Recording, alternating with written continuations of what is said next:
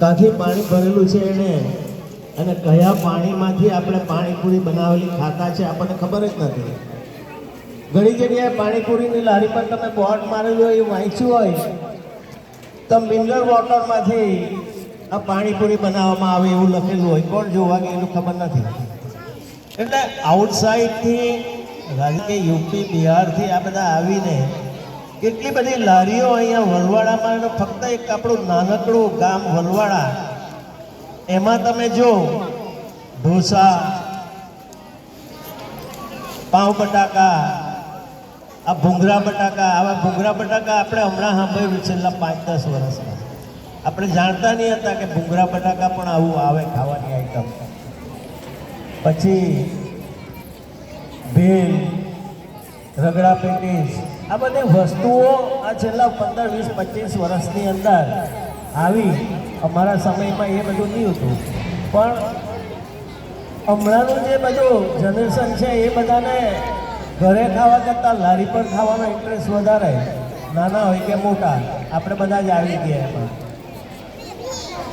એટલે ખાઈને આપણી તબિયત કેવી થાય છે આપણે સૌ જાણીએ છીએ. નવા નવા રોગો આપણા શરીરમાં આવે.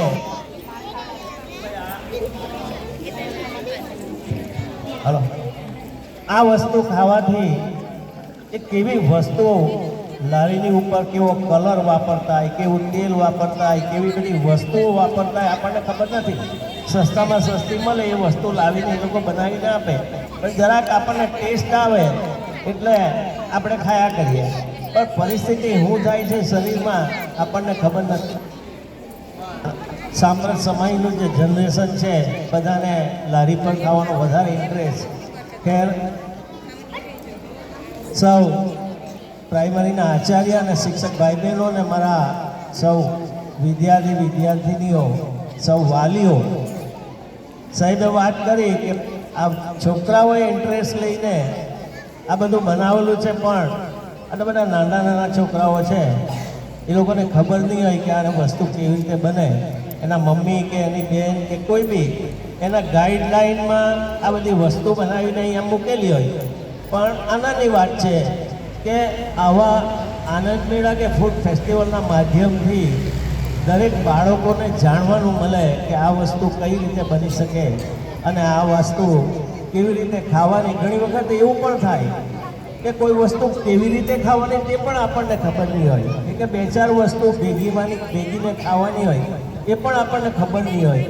એટલે આવા ફૂડ ફેસ્ટિવલ કે આનંદ મેળાના માધ્યમથી આપણને વસ્તુઓ ઓળખવાનો સમય મળે કે ભાઈ આને આ કહેવાય, આને આ કહેવાય, આને આવી રીતે ખવાય, આનો આવો ટેસ્ટ આવે. એટલે ખૂબ આનંદની વાત છે.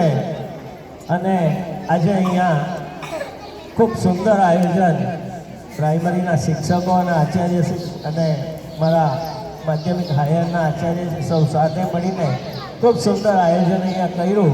અને 60 જેટલા સ્ટોલ, કેટલી બધી આઈટમ મૂકેલી હશે એ આપણે નિરીક્ષણ કરશું ત્યારે ખબર પડશે કે કેટલી આઈટમો. 60 સ્ટોલ એટલે 50 આઈટમ તો હશે, કદાચ એકાદ આઈટમ રિપીટ પણ થતી હોય.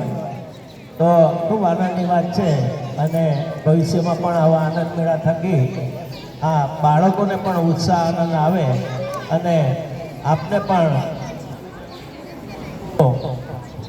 જોવાની મળે, જાણવાની મળે, ખાવાની મળે. હલો,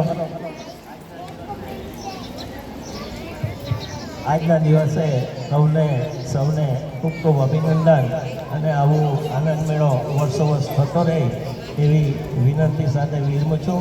જય હિન્દ, જય ભારત.